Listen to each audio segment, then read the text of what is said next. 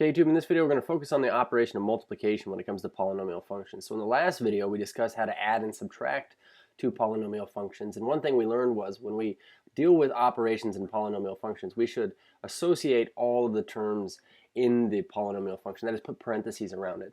But in this first instance here where I say let's multiply these two in a vertical format, I want you to know that we can carry out multiplication of polynomials both in a vertical or a horizontal format, and the very first way we're going to look at here is the vertical format. So because it doesn't matter what order you multiply in, my suggestion, I'm just going to make a suggestion here. Suggestion is to put the longer polynomial on top. And what that's going to do is it's going to save you kind of some multiplication in the long run. But I look at this here and I say, well, what we're really doing is we're taking 2x squared minus 3x plus 5, and we're going to multiply this by, now I don't need to line these up in order to do this like I did with addition and subtraction. But I'll put a little dot here to indicate that we're multiplying. But when we multiply this, we're going to multiply very much in the same way that I would when I multiply numbers like 123 times 47, where we would start with a 7, and we would carry out that operation there, those operations, multiplication, and then we would go back through with the 4 and then multiply that all the way through. So when we look at this, excuse me, the first thing we're going to do is going to start with this negative 2. We're going to take negative 2 times everything in this first setup here. So we say negative 2 times 5 is negative 10. Negative 2 times a negative 3x is a positive 6x, and a negative 2 times a positive 2x squared is a negative 4x squared. So now that we're done multiplying by this negative 2, what we're going to do is we're going to go on next to the x here. Just like I would with going on with the 4 over here, I would move on to the x. And so we're just going to multiply now x times everything on top. And when I take x times 5x, what I want you to notice here is that that's a 5x term. It actually, when I write it down here, belongs underneath the 6x because they're both x to the first terms. When I take a positive x times negative 3x, I'm going to get negative 3x squared, so that's going to belong underneath our x squared terms down here. And then when I take x times 2x squared, I actually get a positive 2x to the third, which has nothing really to go underneath right here. So now what we see is an instance where all I'm going to do is I'm just going to add these straight downward, just like addition. We would just combine like terms, so I get negative 10 constants. Looks like we get 11 x's to the first. Looks like we get negative 7 x's to the second. And then last but not least, looks like overall we just have 2x's cubed. So this would be the product of these two polynomial functions. This is our product.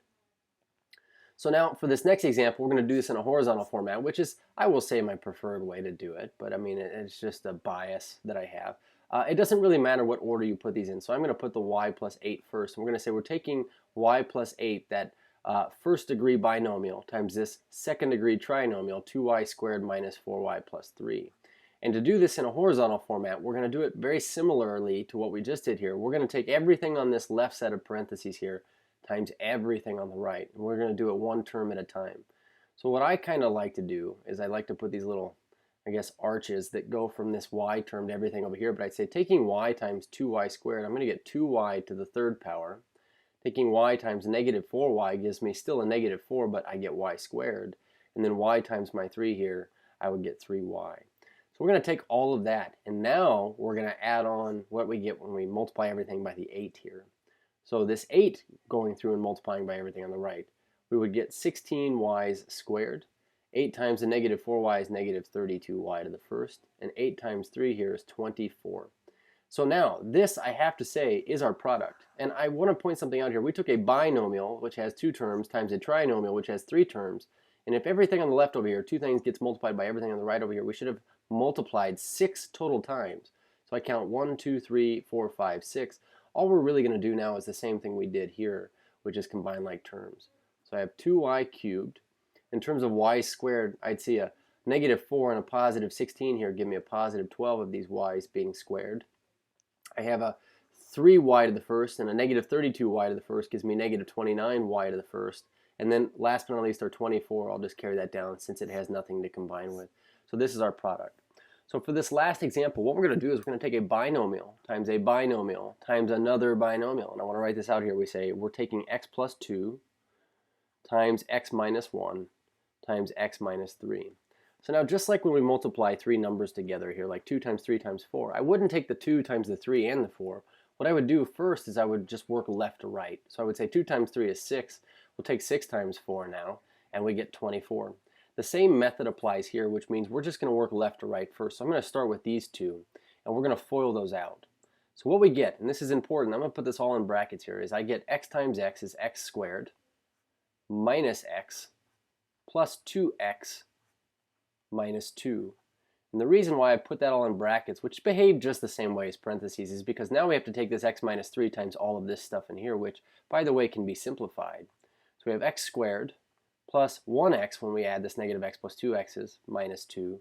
That times x minus 3. And I do want you to know that you could use parentheses this whole time also. I'm going to rewrite this in parentheses just to show you that you can do that. I just use brackets out of preference. So now, to multiply this, we could use the same format we did over here when we multiplied horizontally, which is take everything on the left times everything on the right. So I would say x squared times x to the first is x to the third. X squared times negative 3 is negative 3x squared. So I'm done with this term. Let's move on to our x now. X times x is positive x squared, and x times negative 3 is negative 3x. And then we'll move on to our last term here, which is negative 2. Negative 2 times x is negative 2x. Negative 2 times 3 is positive 6. So combining like terms now, looks like we have just 1x cubed. Negative 3x squared and positive x squared is negative 2x squared. And we would say that negative 3 and negative 2 give us a negative 5x, and then plus 6. And this is our product right here. So just do it in pieces. So that's how you multiply polynomial functions. Cheers.